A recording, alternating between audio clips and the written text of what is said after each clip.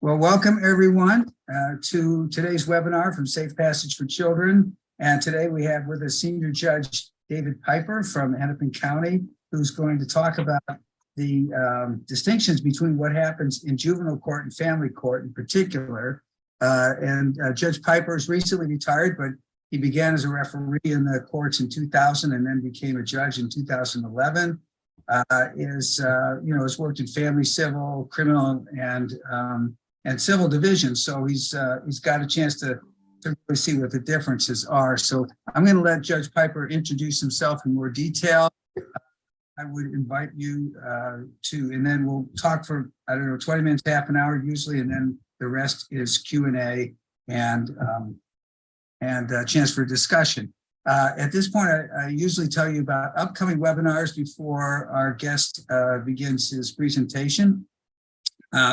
We have the monthly, as you know, at this point. We have two more before the summer season starts, possibly three.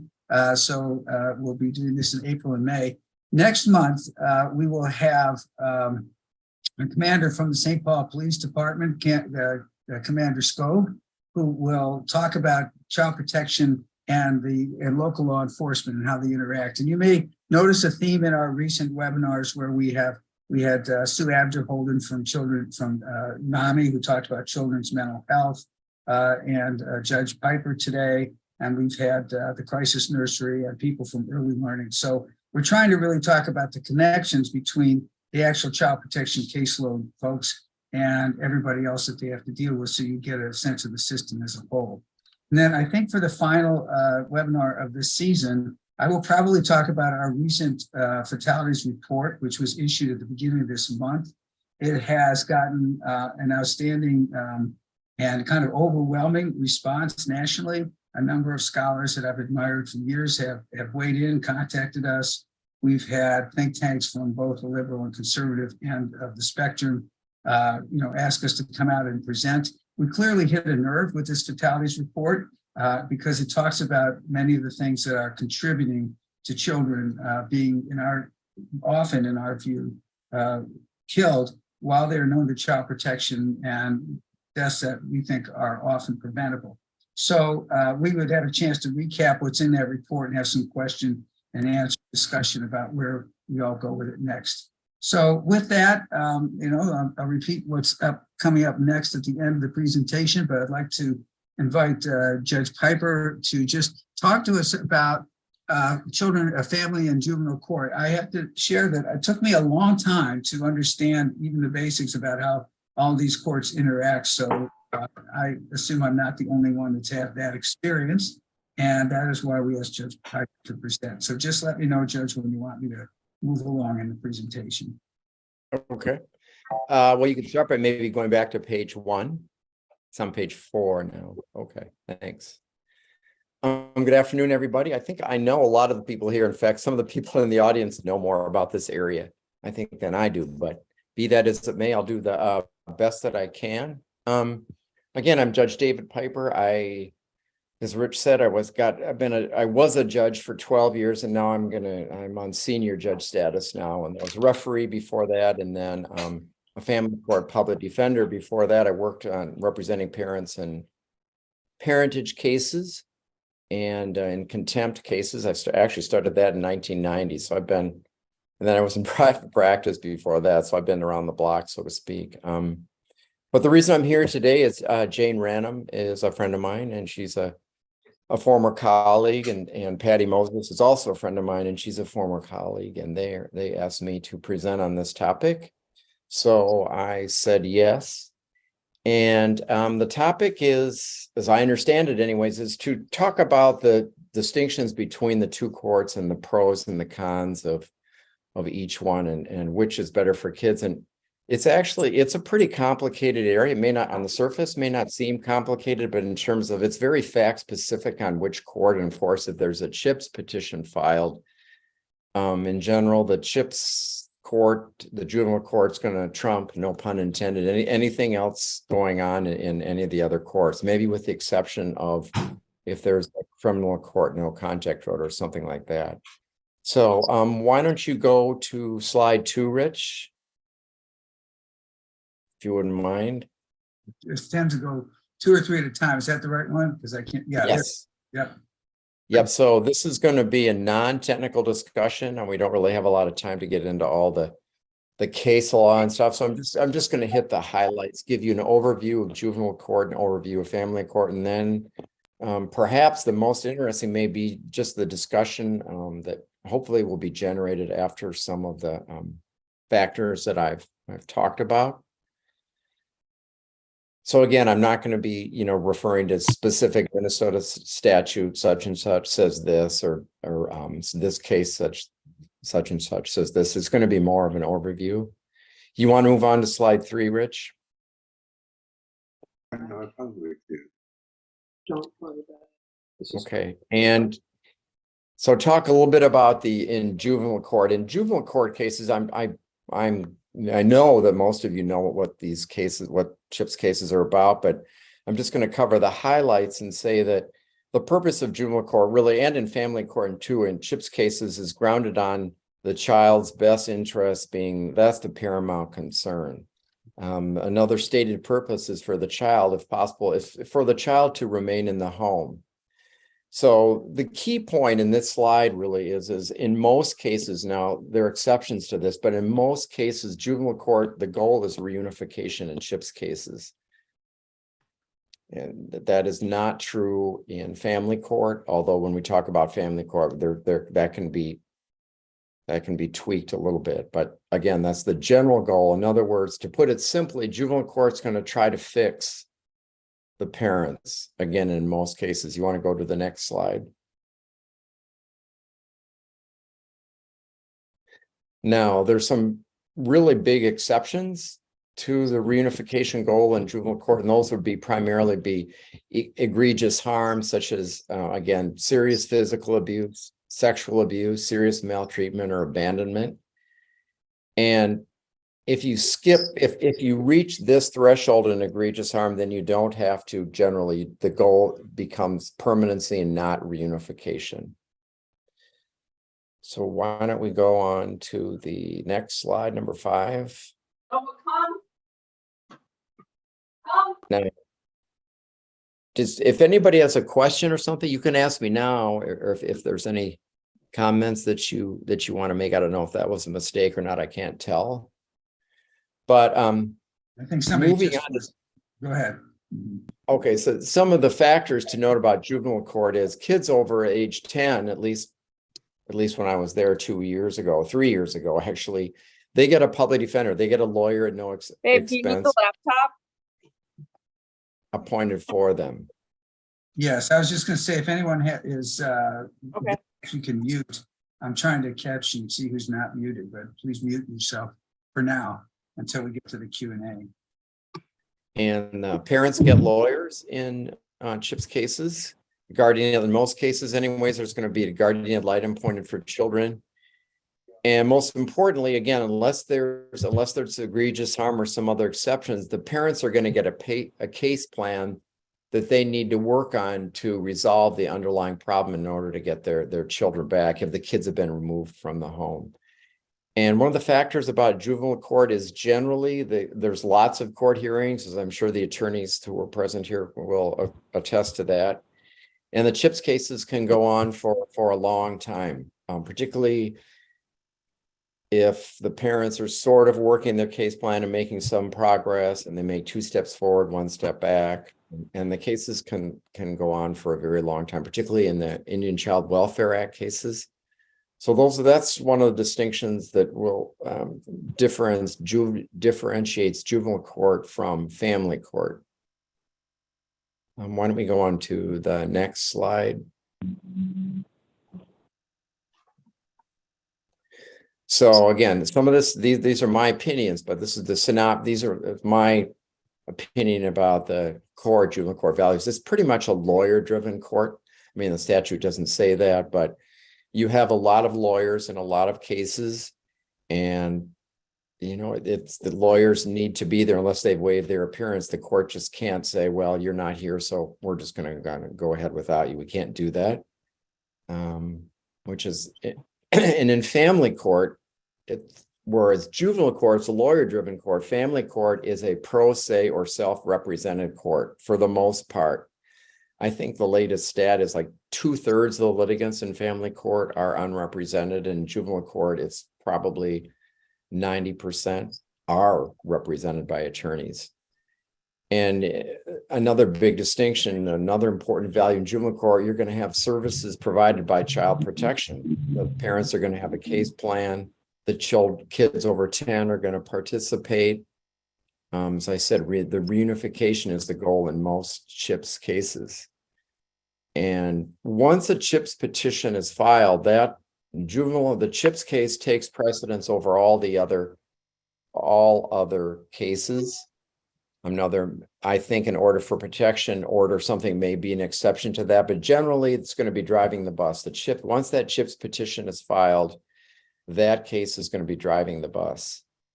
And in family court, in juvenile court, you can have a termination of parental rights, but in family court, putting aside adoptions, that is, there's no termination of parental rights. The non-custodial parents' rights may be reserved or suspended, but they're never terminated, at least by law. Now, in reality, they may be terminated, but there's no such thing as a termination in family court, other than in an adoption, in the context of an adoption.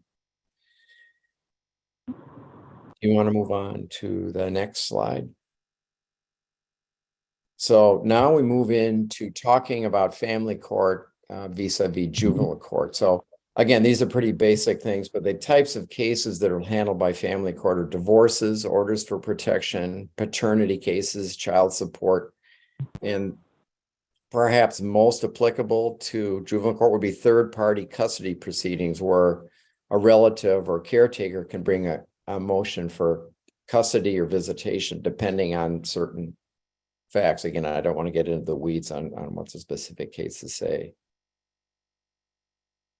So again, the custody can be modified if there's an agreement of the parties or there's child endangerment.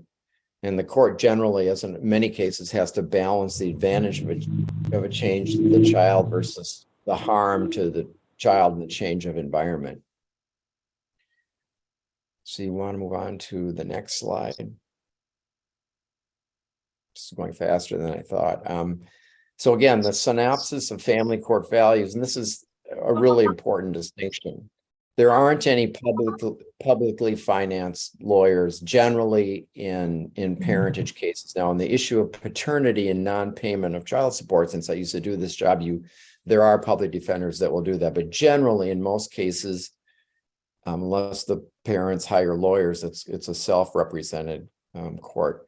And it's also, family court also has limited publicly financed services, unlike child protection.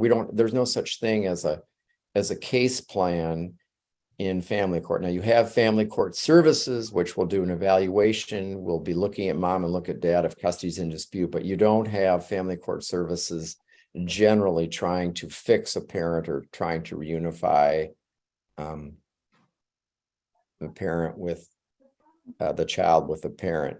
Now, I will add this, and I'm sure the attorneys that are here know this. Any good lawyer in family court, if there's an issue with a parent, they're going to, they should anyways, in my opinion, encourage the parent if there's a known or an admitted acknowledged problem, they're going to tell the parents, you need to do A, B, and C, do whatever you can to do A, B, and C, and to see if somehow we can prevent this, whatever it is, a custody modification visitation motion from happening. So the attorneys are going to tell their clients, you need to do your own reunification.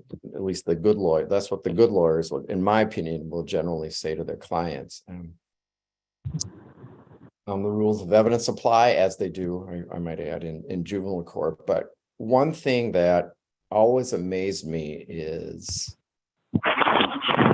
there'd be a case plan in juvenile court, and one of the requirements would be for general, not always, but for the mother to get an order for protection. It would just say, go get an order for protection, which sounds well and good, but it's a lot more complicated than going to the hardware store or the grocery store to buy something. I mean, it can become contested if other party contests it, then the mother's going to have to, it's going to have to be proven.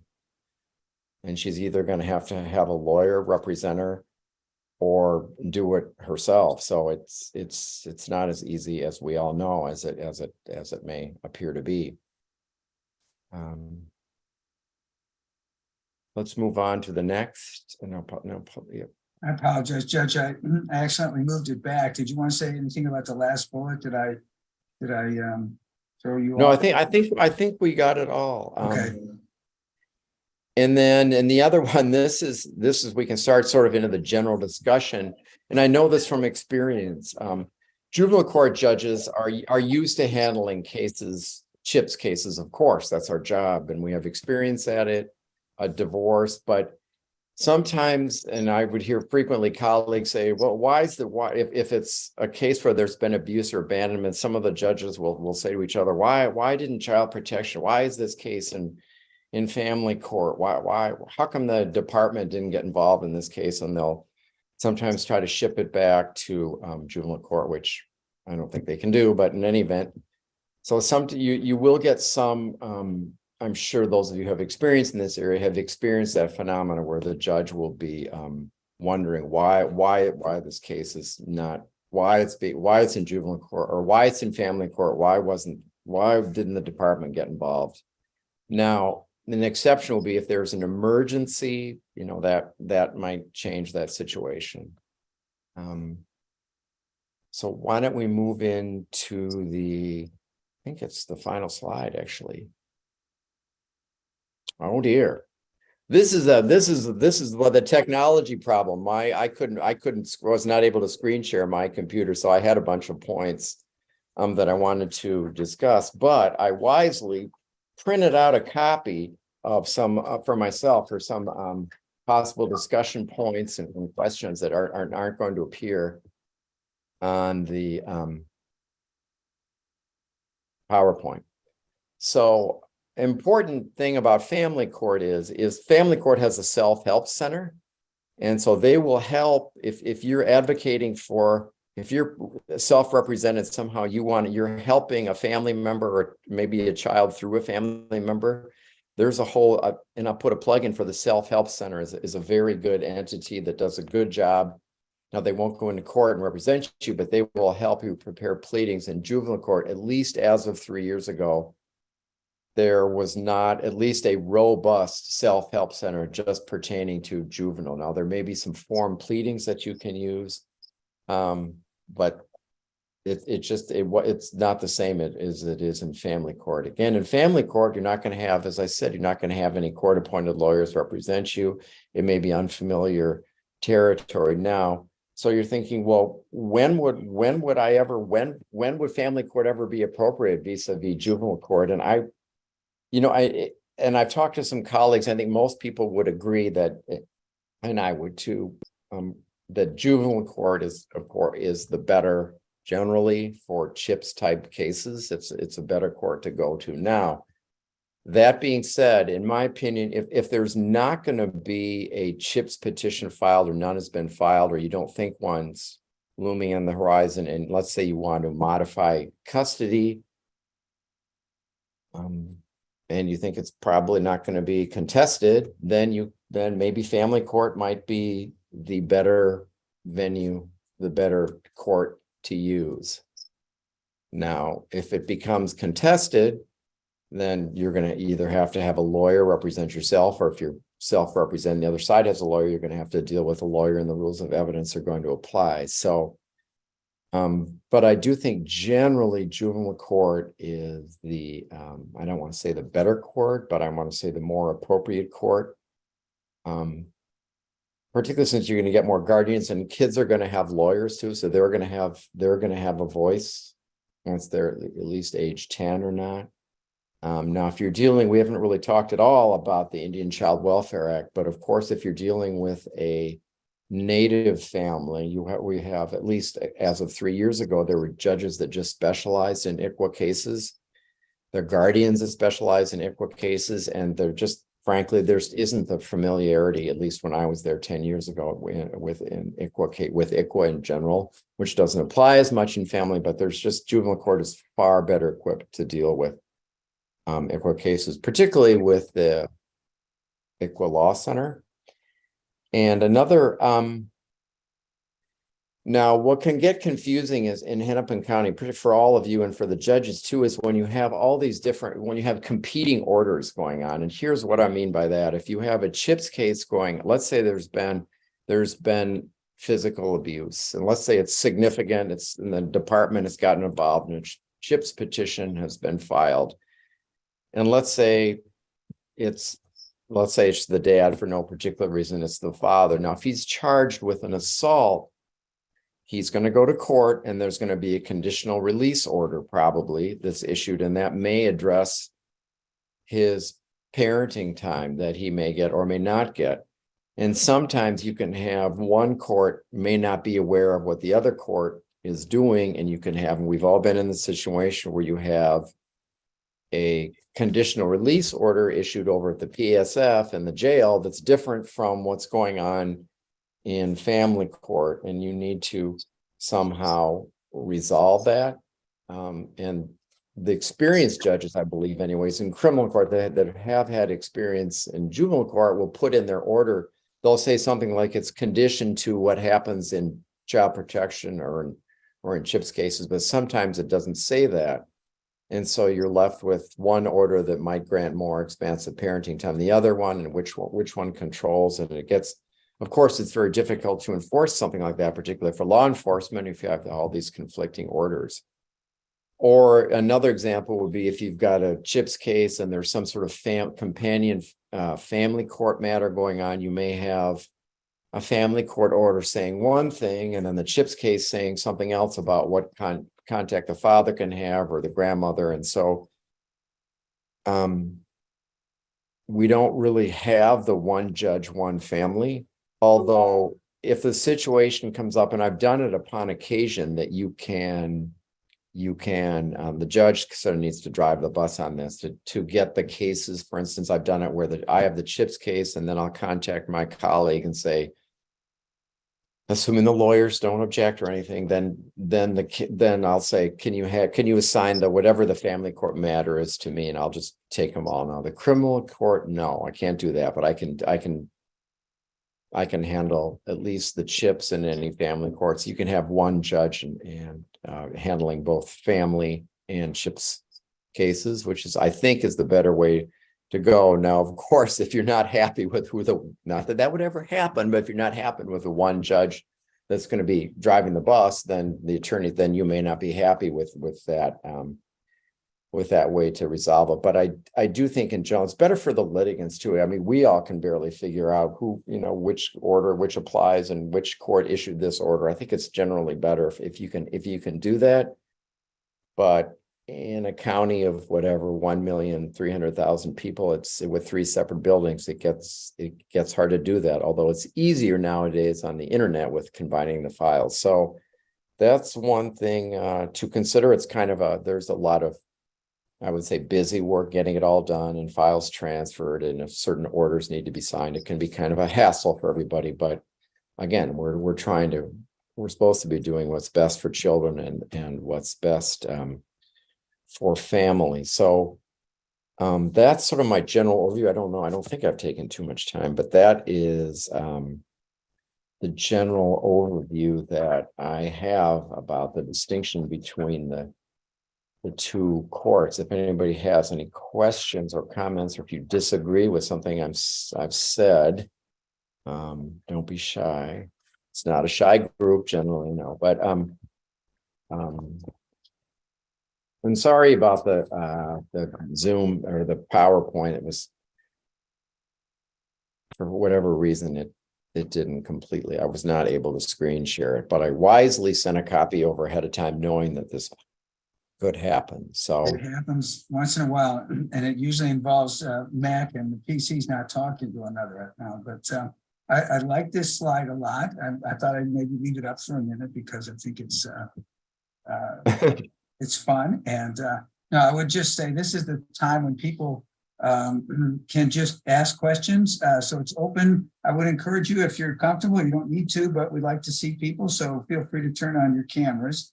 And I'm just going to open it up and let people, and is it okay, Judge, if I take the PowerPoint off, because then I can see people and I can manage the chat better. Yeah. Oh, I see there's okay, the chat. I'm looking. Okay. If I can do that better, if I stop sharing. Okay. I got a question about a pretrial. I don't know if you mean a juvenile or family. Boy, pretrials in Hennepin can be all over the map. Honestly, if you're talking about generally a pretrial, the purpose is to see, well, number one, to see what the issues are. Well, let's be honest. The issue is to try to settle the case if it's possible to do that.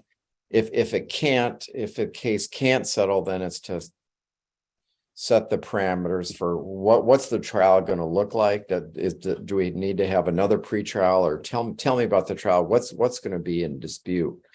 Is there anything? Sometimes if circumstances have changed in the meantime, then the court may make interim orders or something, changing mom's parenting time or dad's parenting time. But that's the general purpose of a pretrial, I'd say, in both courts. Now, if you're dealing with a hotly contested pretrial in a divorce with a lot of money at stake, then the pretrial is going to be it's going to be a lot more complicated than that. There might be financial valuations to discuss, and who's going to be an expert and who's not, and that kind of thing the judge may have to rule on. And that's generally, and unless things have changed in the last few years, that's generally what a pretrial is about. The rules of evidence don't apply unless there's a contested Rasmussen or some contested issue. But generally, that's what a pretrial is about. And hopefully that answers the question. If you have a child in your care, then the question is, can you show up or not? Well, Chips cases are, and people always say they're open to the public generally. There are always a few exceptions, but generally Chips cases are family court cases, although parentage cases technically, I think, are not open, although the rules are pretty lax on that. So if you're a party, then you can it depends if you're a party or not. If you're a foster care provider, somebody's going to have to help me on the law on this. I think if you're a foster care provider, you're a participant and not a party. Maybe you can generally participate. I generally, if I would ask the foster parents what they're recommending. I think we're supposed to do that. If you're a relative and you're not a party, then it's going to depend. It's going to be very fact specific. I hope that answers your question regarding foster care.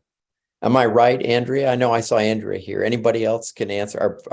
Am I right that foster care, or Max? Hi, Max. Are foster parents participants? They are. Are they parties? They're participants, Judge. Right? It's Hi. it's good to see you, and good to see you, Rich.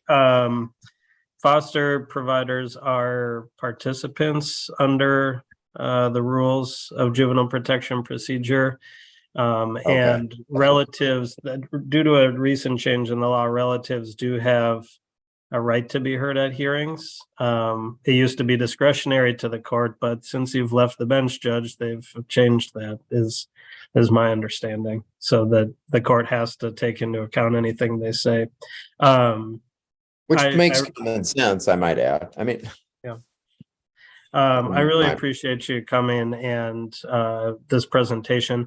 My questions, and it's because I haven't done any work with family court in over a decade, but is the standard of proof in a family court proceeding, is that preponderance of the evidence, which is Correct. a lower standard? So is that something Correct. that if you're a relative or a non-custodial parent and you're trying to figure out whether it's better for child protection to be involved or for me to go to family court, is that something that you would tell people to consider? I would. Yeah. Now, if you're telling a self-represented person, I mean, they may not understand that distinction, but yes, you're right. It's generally Now, we can get into the weeds on this, but if you're modifying custody, it's not just a preponderance of the evidence, the best interest, but that's the general rule in family court.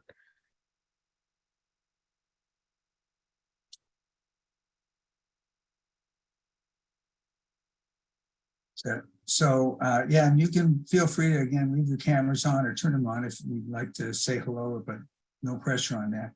Judge, I wanted to ask you, you mentioned guardians ad litem, and I don't know if you're aware, but the state guardian ad litem board has decided to end the CASA program, which is, for those who aren't familiar, which is the volunteer group that does guardian ad litem work through attrition. So they're not allowing the CASA program to recruit new CASA volunteers. And So is this for juvenile and family? Again, I've been out of, is this for both? Just juvenile. So it's for child Okay. protection cases that they're down from, I think, a peak of 400 to about 50 CASA volunteers or voluntary guardians ad litem. And I just wondered if you had a point of view, or Max or anybody else, to weigh in on that issue, because as a matter of fact, the reason that Stephanie has her passage local up there is because we're gearing up a message to all our volunteers, asking them to weigh in on that, because there's a hearing in judiciary in the House tomorrow on that point. So we're supporting the continuance of the CASA program, but I'm just curious about those of you who are involved in the court. I don't mean to, well, I am ducking because I haven't been there for a while, but I mean, again, it depends on the guardian. I mean, generally, I would guess the attorneys would honestly prefer to deal with a known entity, an employee, but I could be wrong on that. Of course, it depends on who the employee is, what kind of job they're doing. Depends on. I mean, is this going to mean there's going to be a lot less guardians? Is that what the bottom line is going to be? Are they just going to end the volunteers and then not fund an appropriate number of guardians to replace the volunteers? I mean, those are some of the questions. I think they've increased the state guardian ad litem budget once or twice over the last several years. So I think that there will be closer to having enough people to do the guardian ad litem work. It's more a question of whether volunteer guardians ad litem add some value. Well, they clearly do. Yeah, I mean, they clearly do. Particularly, again, we're talking. It's so dependent on the individual. I mean, some of the best guardians have been the volunteers and the employees. I mean, I would be curious what other people would say on that. I'd be curious about any of the other attorneys or guardians or anybody else, what their opinion would be on that.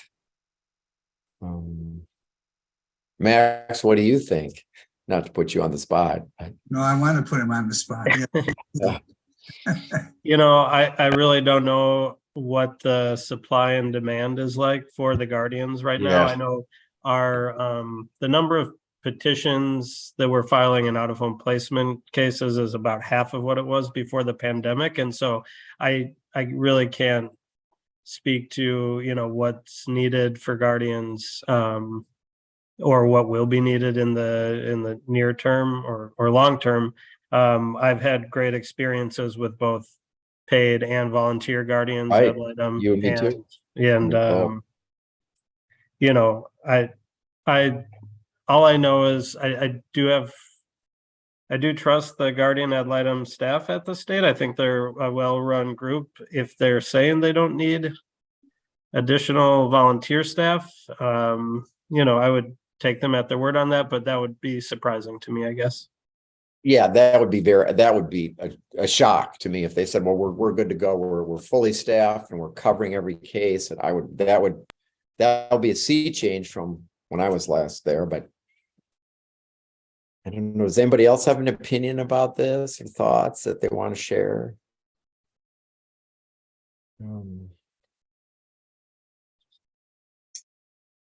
Okay, there's another chat. There's another chat about supervised visitation centers. Can you see that one? Question: can a supervised visitation center allow children? Because to choose probably. Choose whether or not. Is the rule of thumb to strictly follow? Well, you're speaking to a judge, so the answer will be yes. You got to follow what the court order says. And I guess I would need to know the context on that. Sometimes the court order will say that it will leave it up to the discretion of the facility. I know they have their own protocols. In terms of, I don't remember what the time limits are and stuff like that. If you don't show up in 15 minutes or half an hour, you don't get your visit. Again, I'm not as familiar with. Rather, I guess I was in the middle of a child, didn't want to stay. However, the order didn't say he could choice.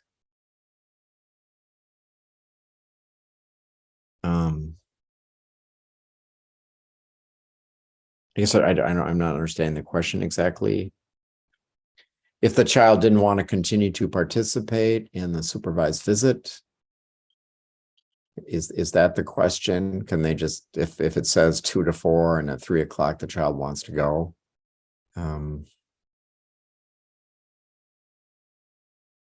Yeah, I think the sense is. That's up to the facility, I would think. I mean,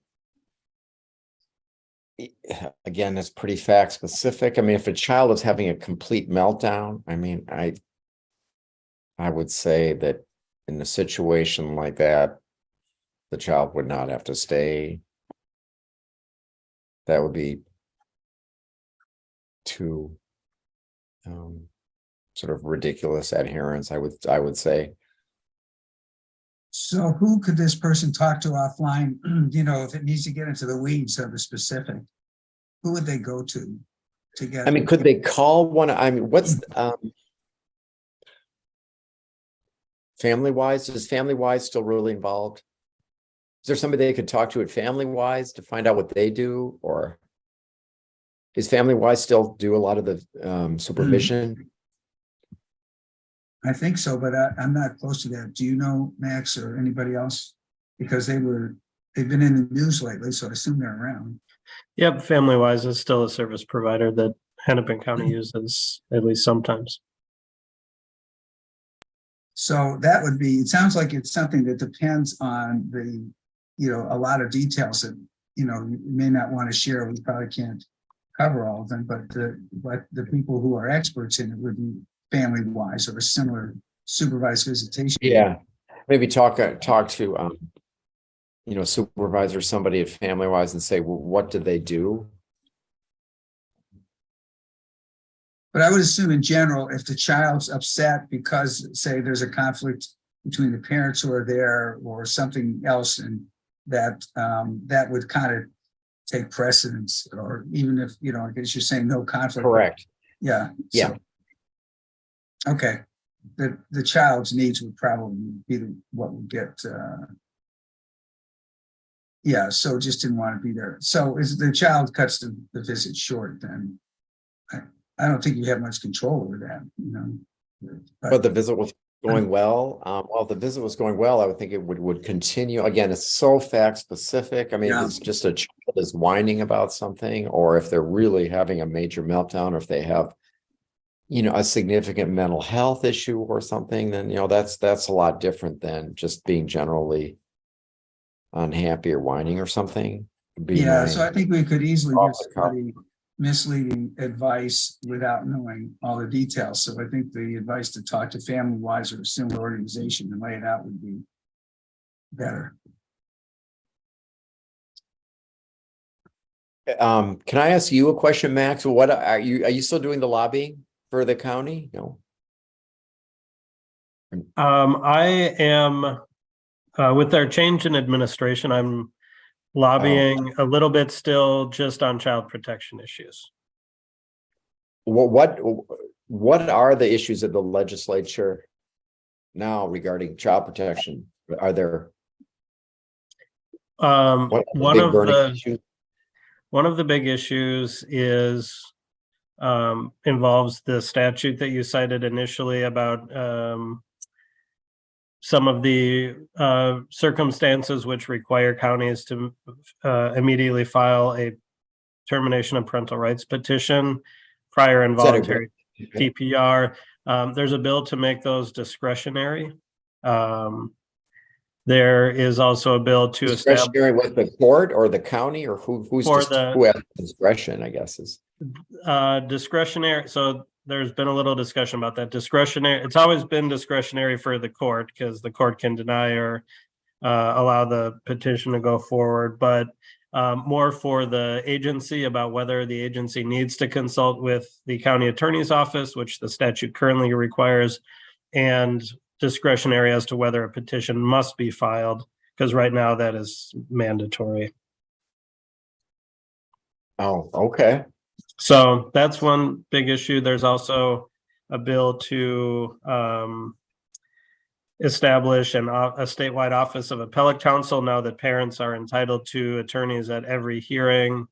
There's a group trying to establish a new office of appellate counsel to better serve families in appealing district court decisions. Those are a couple of the big ones. You're talking about, okay, so parents appealing. Correct. Yeah. Okay, well, doesn't the public defender's office do that now? Some of it, or?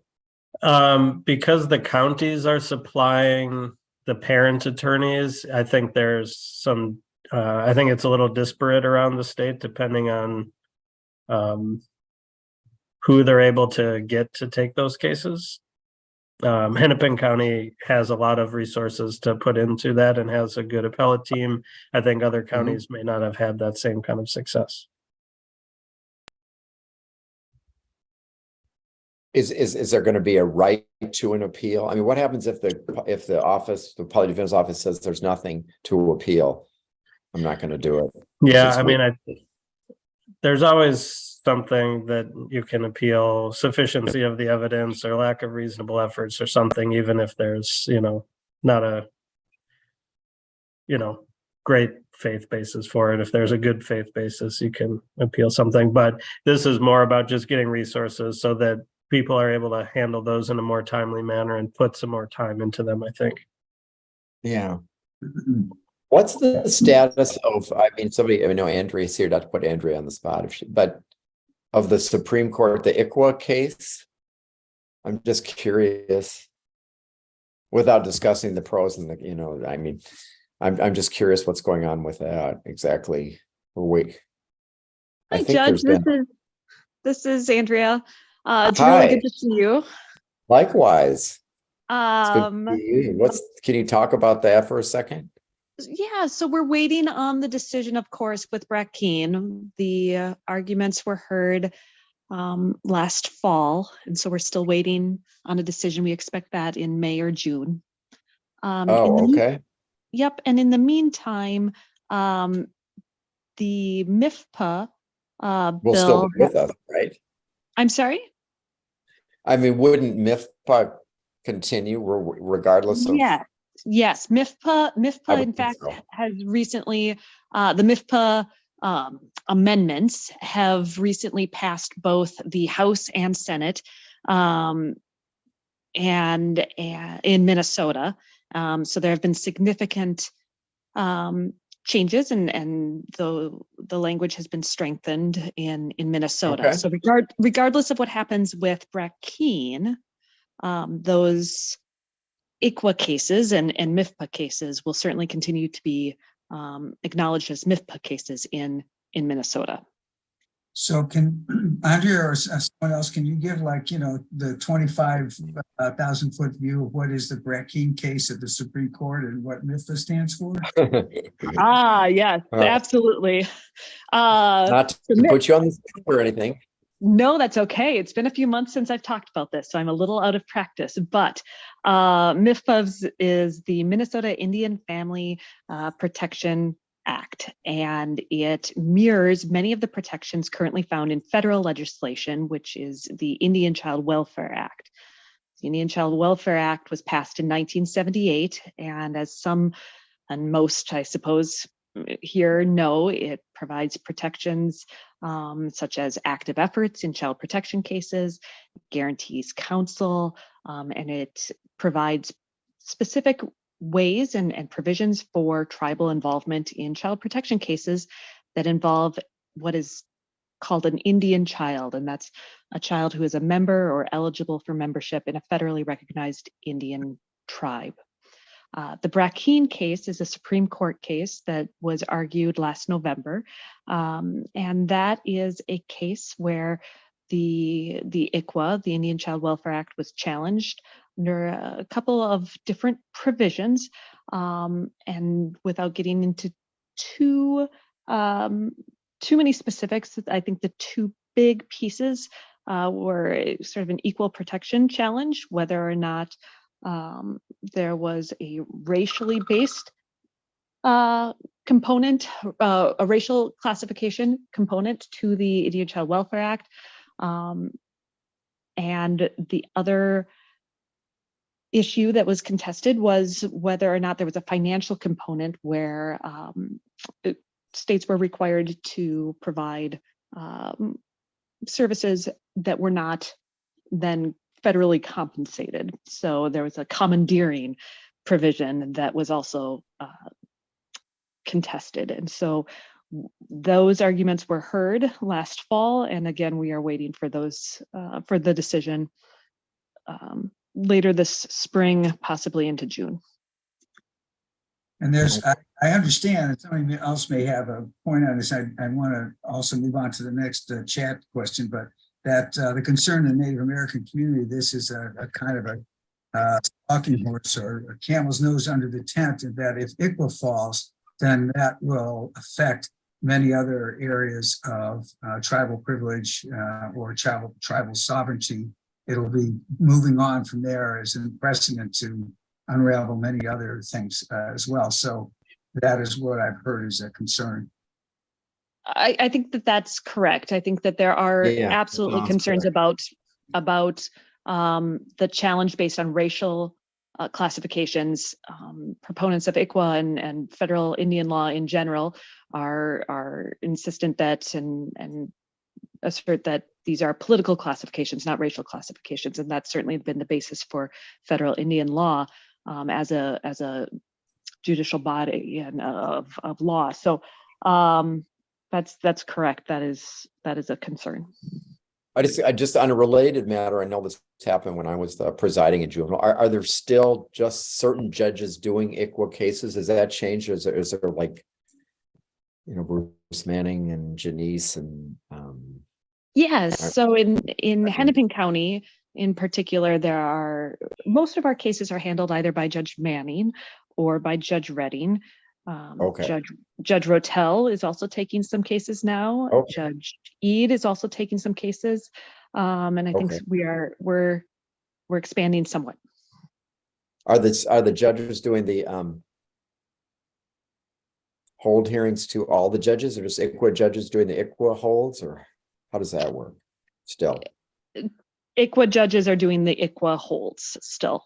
So we are separating those in Hennepin County still. We should get to there's a chat question, child protection worker. There you go. For parents who have shared custody of a child, what advice should we give them when their child doesn't want to go to mom or dad's when it's court order? Well, again, that they need to follow the court order. I suppose if one of the parents is unhappy with it, maybe the parent, you could refer them to the self-help center to file a motion to modify it, or try to see if there's something. Ideally, maybe something could be worked out, or something short of going to court. But that's the general advice. I would say that the court order needs to be followed. And if a parent is unhappy, if they have a lawyer, of course, they should talk to their lawyer, or go to the self-help center, or perhaps avail themselves of some sort of mediation services or something to try to resolve it.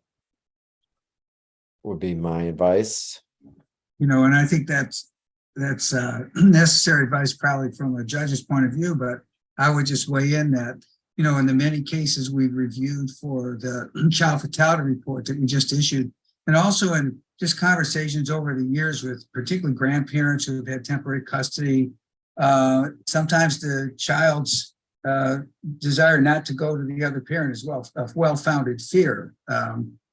Stories about grandparents saying their children, their grandkids come home from home visits with blood in their underwear. And they talk to the child protection worker who says, well, we have to continue to do visitation. That would be one anecdote, and it's just an anecdote, except I've heard quite a few of them over the Yeah. year. And our study, confirmed that there are many situations where we should not be sending kids back to, but the weight is so much on family preservation and reunification that sometimes that child's needs get overlooked. Well, then, then there's also law enforcement and to become involved, that's something very serious, of course. Again, it's going to be very fact specific, but I know I stand by my original advice. Barring something highly unusual, otherwise you could have just parents could be sort of picking and choosing. Of course, yeah. No, it's more a child protection casework issue, I think, as to, when things should be brought back to the court. Yeah, and then child protection, they can bring an emergency request for relief or a progress report or something that's happened. If there's an ongoing Chips case, I would say that would be another remedy that the child protection worker would have. I was making an assumption that we were just talking about like a family court case. We're talking about a juvenile court case, then I would go to the worker or the guardian and take whatever immediate relief that can be done. Right. So other questions, other comments? She says in Becker County, we don't, specific, for equal. Judge, It's going back and forth in Hennepin County about having specialization. I thought it was a good idea when I was the presiding judge there. So again, reasonable minds can differ on this, but Judge, I want to ask you about, you were saying that sometimes cases go on for a long time. They do. And yet, doesn't that conflict with the federal requirements for moving cases within a year to either permanency or reunification? How does that actually work in practice? Because in practice, the cases for whatever reason seem to, particularly no, that's not in the ICWA cases. That's all we're talking about, different rules and regulations. So we need to distinguish between ICWA and non-ICWA. If we're talking about non-ICWA cases, there are the tighter timelines, and they aren't always followed. They're supposed to be followed, but they're not always followed for whatever reason. I can't with a straight face say that we're following them in 100% of the cases, at least when I was there. What kind of sometimes the public defenders would say sometimes the strict adherence to the timelines is not necessarily in a child's best interest. Mm-hmm. So it isn't just a matter of, in my mind, mechanically applying the timelines, and so it's going to be very fact specific, but it is true that the guideline, I don't know what the stats are recently. We used to have a group that studied that and followed that, and I forget, it was generally just keeping track of the really old Chips cases and just having a roundtable discussion of why such and such a case why is this case going on forever? What's going on? How come there's no Chips Petition, no permanency? But sometimes it sounds like, it's just not practical or reasonable or in the best interest of the child. But I've never had a sense of what kinds of things would be in consideration there. Good question. I would say the number one would be, how are the parents doing? Are they, what's going on with the case plan, and what's going on with the child, and what's going on with the case plan? Is mom 95% there? Then we're not going to immediately file a permanency petition, probably, right? Or she done nothing. What's best for the child? Those are, what's going on with the case plan? How are they doing? What's in I guess bottom line is what's in the child's best interest is those are some of what's the guardian recommending? Is it, the typical case would be the treatment, chemical dependency treatment. Understandably so, treatment doesn't always take on the first time. So yeah, I would say those would be it would be case case plan compliance. I mean, if mom is vanished or something and dad is vanished and they're not doing anything, then it would be time to go to permanency, maybe even before the whatever the timeline say. But if mom's 95% of getting her act together, well, maybe we want to wait or continue the trial or do whatever, wait another month or two.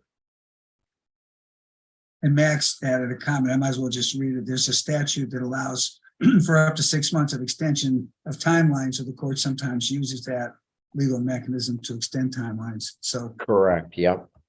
that's kind of what I thought, the kind of thing that you just mentioned, but I just don't have direct experience. There's time maybe for one more question or one more comment. Comment or Yeah. Or anything else that I've missed? Any big, I mean, I haven't been in juvenile for 3 years, so I don't know if there are any other major changes or something. The numbers are down. It sounds like Max is saying that the new cases are down by half, Max. Is that right? On Chips or TPR or both, or is that right? I think that refers the statistic I saw recently, and just for Hennepin County, I can't speak to other jurisdictions, but I think that's just for out-of-home placement cases. And Okay. just petitions generally. The Hennepin County has made a lot of investments upstream to try to get resources to families before they come into the system, because it's much more expensive for them to come into the system in many circumstances. And better for families and children, more importantly. Yes, agreed. I just want to make sure you see the other comment from Andrea, which is, I think licensing of a relative placement can also be a factor in the timing of a permanency. Correct. That is so true. That is so true. I mean, that was, sometimes that would bother me. Just getting licensed, particularly what was frustrating as a judge is sometimes, I mean, I would call it the bad boyfriend or the bad relative living in the basement kind of problem with a family that would hinder licensing and would hold the case up, even if it seemed to be in the child's best interest to remain in this home, in spite of the bad boyfriend or the bad son or the whatever in the. But yeah, that was an issue in juvenile court, certainly about getting, because we can't get payment without the licensing, right, Max? Right. Even if the court orders it, right? Is that true? Yeah, generally speaking, there's no federal reimbursement for the foster care costs paid to those families. And so the counties are really hesitant to place children there. And particularly if the home can't be licensed, then, that suggests that there is a safety issue for the child there. There were recent amendments to the foster care licensing statute that Rich and his team worked with us on to try to reduce some of those unnecessary restrictions that we're starting to see. Yeah. And you mean unnecessary barriers to licensure? Yeah, so go to 1,000 different classes, go to all these classes. We were looking more at theft convictions from 5 years, 10 years ago that might not be relevant to, at this point, to their ability to care for a child, or a drug conviction from 12 years ago that, again, marijuana conviction for, yes, they have overcome whatever was going on in their life and are now able to safely parent. And so part of the trade-off in that deal was to get clearer standards for licensing foster parents, more standards that were the same across the state. So that's kind of the trade-off, more quality instead of just kind of arbitrary rules. So hopefully that'll help that particular issue. And they're different standards for relatives, correct, Max? Am I right on that? Hennepin County had proposed initially a system that would establish different standards for relatives. The Department of Human Services, however, told us that they have to be the same for relatives or for non-relative foster care. Really, even if you've had a grandma has known the child for his whole or her whole life, or right, in terms of licensing, the same standards would apply. Okay.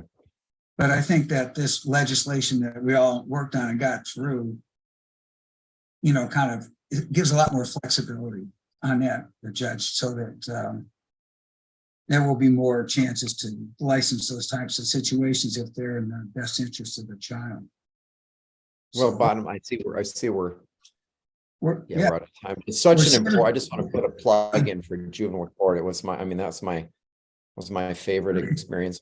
It's just such an important court, and you all do such important work. I mean, civil's important too, don't get me wrong, and so is criminal, but it's just the discussion we're having today about, and just the last point that Andrea brought up about these are just huge issues, and it's such an important,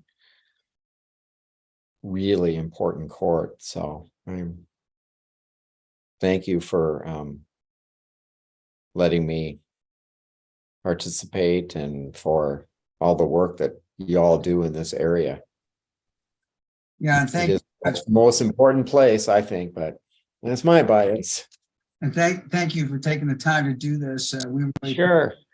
and just want to say again, next month it will be Eric Scobe, who's a commander with the St. Paul Police Department. We'll talk about the relationship between law enforcement and child protection. So I'm Oh, that'll be interesting. Okay. yeah, and I worked with the St. Paul Police for a number of years when I was with the city there as the finance director. And I've worked with several police departments, and I think they're one of the best. I think they've really got a good culture there, so I think it'll be a really good presentation. That'd be interesting, particularly about the touchy point of removal and Yeah, well- from the home. Who does it? Is the worker or the police? And how does that all work on a practical level? Those are very. well, Very please join us next month. We'll, I think I we'll might. make sure you, Yeah. yeah, we'll make sure you get an invitation. So And I'll send you the updated PowerPoint. Sorry about the glitch with the technology. yeah, And it worked. It worked out. Yeah. Well, thank you everybody for joining us. thanks, everybody. We'll hope to see you next That's month. very interesting discussion. We could talk for hours about some of these topics. Well, yeah, maybe we should do a conference on it. That'd be good. All right. Thanks, Judge. Good to see you. Bye. Everybody. Bye, thanks. Bye.